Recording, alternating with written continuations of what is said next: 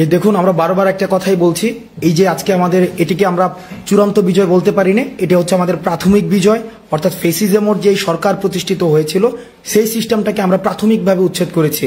কিন্তু আপনাদেরকে সচেতন থাকতে হবে, দেশটা আমাদের, এই দেশটা আমাদেরকে রক্ষা করতে হবে, সংখ্যালঘুদের নিরাপত্তা আমাদেরকেই দিতে হবে এবং আমাদের ছাত্র জনতা সম্মিলিতভাবে এই দেশটাকে গড়ে তুলতে হবে।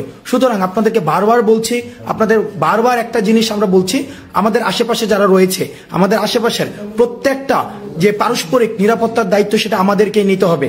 আমি আবারও বলছি, সংখ্যালঘু যারা রয়েছে, সংখ্যালঘুদের নিরাপত্তার দায়িত্ব আমাদের, এবং আমাদের যে ধর্মীয় উপাসনালয়গুলো রয়েছে এই ধর্মীয় উপাসনালয়গুলোর দায়িত্ব হচ্ছে আমাদের।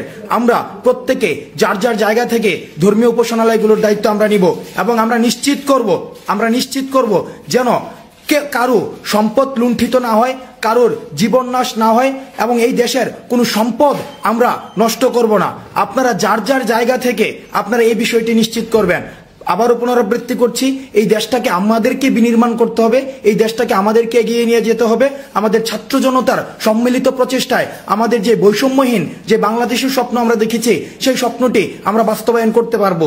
কিন্তু আমরা যে এখন যেটি দেখতে পাচ্ছি যে চারদিকে এক ধরনের যে একটা সহিংস পরিস্থিতি সৃষ্টি হয়েছে, এই সহিংস পরিস্থিতি সৃষ্টি হওয়া এটাকেও প্রতিরোধ আমাদেরকেই করতে হবে। সুতরাং ছাত্র জনতা যারা রয়েছি, আমরা যেভাবে আমাদের ডাকে আপনারা স্বতঃস্ফূর্তভাবে যেভাবে মাঠে নেমে এসেছিলেন, প্রত্যেকে নিরাপত্তা দিতে ঠিক সেভাবেই মাঠে থাকুন এবং নিশ্চিত করবেন আমাদের যেন কারোরই জীবন নাশ না ঘটে, সম্পদ যে নাশ না ঘটে, এবং আমরা নিশ্চিত করব যেন আমাদের কোনো ধরনের আচরণে, আমাদের কোনো ধরনের পদক্ষেপ গ্রহণের মধ্য দিয়ে যে কারো ধরনের জীবন নাশ বা সম্পদ হানি না ঘটে। বিশেষ করে আমরা দেখতে পেয়েছি, আমাদের কাছে খবর এসেছে বিভিন্ন জায়গায় যে সংখ্যালঘুদেরকে হামলার শিকার হতে হয়েছে। সংখ্যালঘু এই বাংলাদেশের নাগরিক, আমাদের ভাই, এখানে প্রত্যেকটা নাগরিকের যে নিরাপত্তার দায়িত্ব এই ছাত্র সমাজে আমরা নিচ্ছি। সুতরাং আপনারা ছাত্র সমাজ এই নিরাপত্তার দায়িত্ব নিশ্চিত করবেন। এবং আরেকটা জিনিস মনে করিয়ে দিতে চাই যে যারা গত 16 বছর ধরে আমাদের এই দেশটাকে নরক বানিয়ে রেখেছিল তারা কিন্তু আজকেই বিনাশ হয়ে যায়নি। তাদের যে প্রেতাত্মারা বা তাদের যে উত্তরাধিকার সূত্রে যারা আছে তারা কিন্তু এখনো পর্যন্ত দেশে রয়েছে।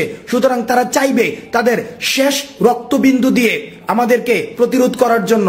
সুতরাং তাদেরকে প্রতিরোধ করা, আমাদের এটাও নিশ্চিত করতে হবে তারা যেন কোনো ধরনের ভ্যান্ডালিজমে অংশগ্রহণ করে আমাদের এই অর্জনকে বিতর্কিত করতে না পারে।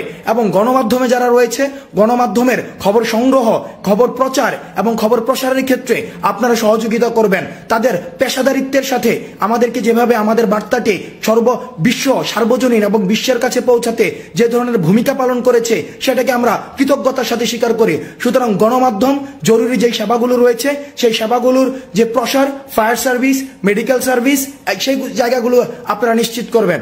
আমাদের পরবর্তী নির্দেশনা না দেওয়া পর্যন্ত আপনারা রাজপথ ছাড়বেন না।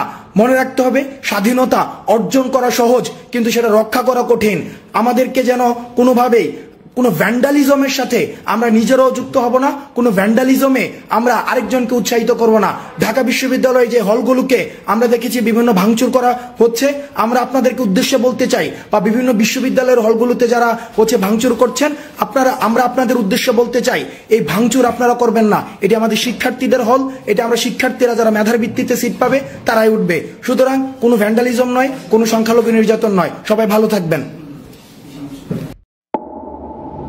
এতক্ষণ সাথে থাকার জন্য ধন্যবাদ।